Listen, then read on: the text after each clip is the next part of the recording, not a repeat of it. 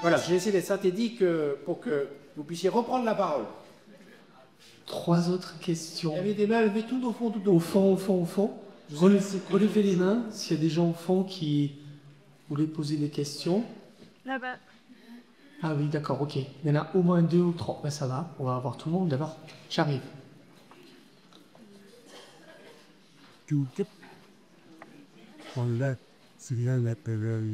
C'est ça.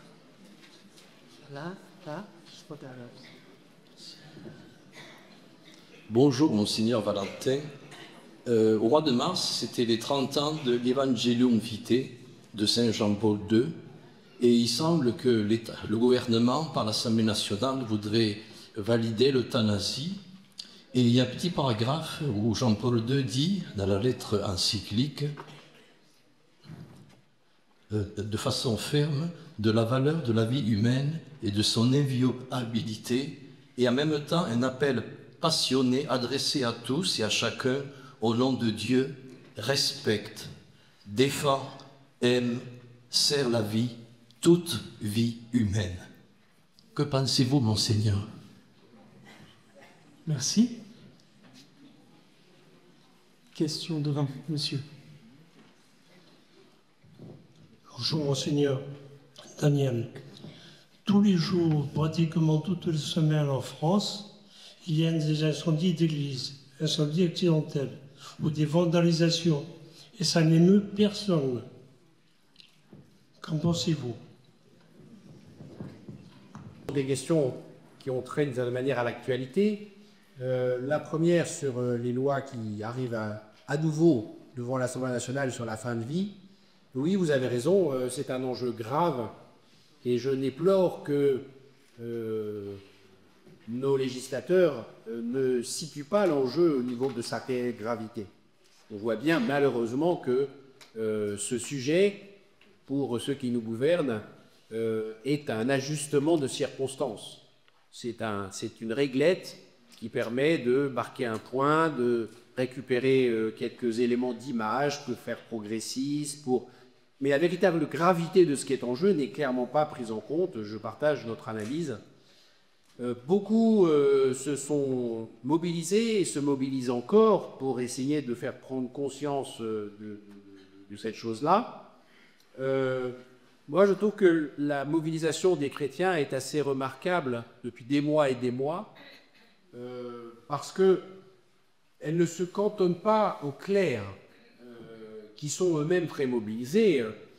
Monseigneur Pierre d'Ormelas, archevêque de Rennes, qui est celui qui est chargé par les évêques de suivre ce projet de loi, a fait quantité de consultations devant les différentes commissions du Parlement, quantité d'auditions. Les évêques ont été très mobilisés sur le sujet. Les professionnels de santé chrétiens aussi se sont beaucoup mobilisés. Et je pense que si la loi n'a pas été plus vite, c'est grâce à eux.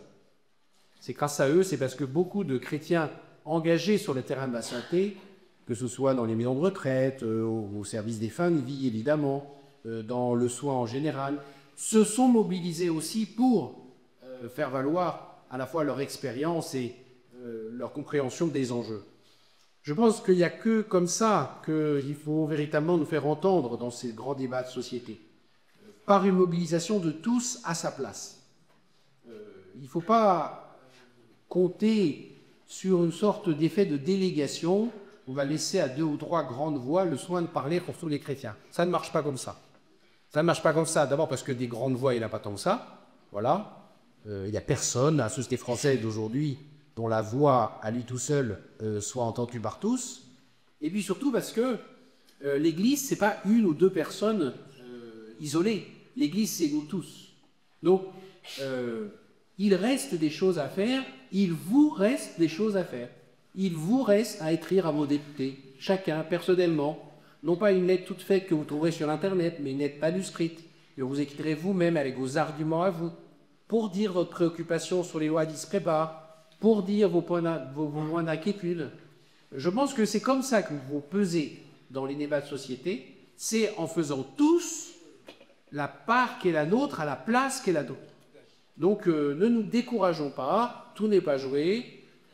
Ces 2 textes, puisque maintenant il s'agit de 2 textes distincts, arrivent en première lecture seulement à l'Assemblée, ensuite ils iront au Sénat, ils reviendront à l'Assemblée. Tout ça peut durer un certain temps et même repartir encore une fois à zéro si entre-temps le gouvernement est tombé.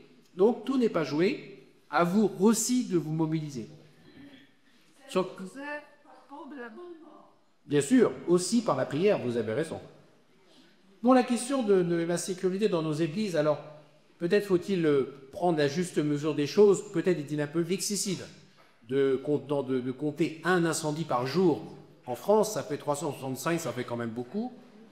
Mais néanmoins, oui, c'est vrai qu'il y a cette réalité de si très fréquent de dégradation, de non-respect du patrimoine religieux qui nous blesse, qui nous peine et qui, là encore, doit interpeller notre responsabilité.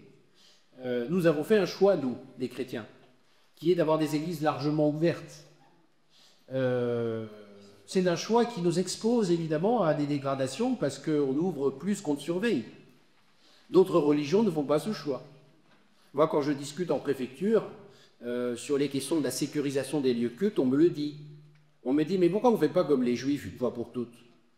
Fermez vos églises en dehors des cultes, mettez des caméras à l'entrée de chacune de vos églises, mobilisez vos moyens pour sécuriser vos églises. Et de fait, nous avons fait un autre choix, d'églises largement ouvertes, aux tout venants, sans surveillance. Et donc on s'expose, il faut être clair, dans une société comme la nôtre, on s'expose aussi à ces dégradations. Alors il faut qu'on reprenne toutes ces questions ensemble. Est-ce qu'il faut que nos églises soient aussi largement ouvertes sans surveillance? Est-ce qu'on ne pourrait pas davantage se mobiliser pour habiter nos églises? Y avoir des bénévoles qui accueillent, une présence humaine qui dissuade de ce genre de comportement. Entendons que dans ces phénomènes qui sont d'abord le reflet de comment la société se dégrade, nous avons une vision qui nous est adressée à nous de comment on habite, on protège et on ouvre nos églises. Il faut l'entendre très clairement. Il y a aussi une question qui est adressée plus largement qu'à nous, à l'ensemble des pouvoirs publics, dans l'entretien de nos églises.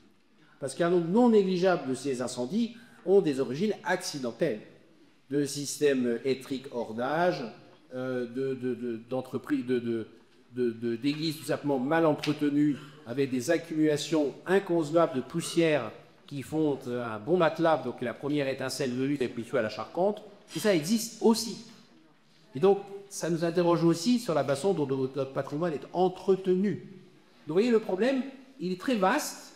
Si on veut le prendre à bras-le-corps, là encore, il va falloir qu'on s'y mette tous. Ça, c'est sûr.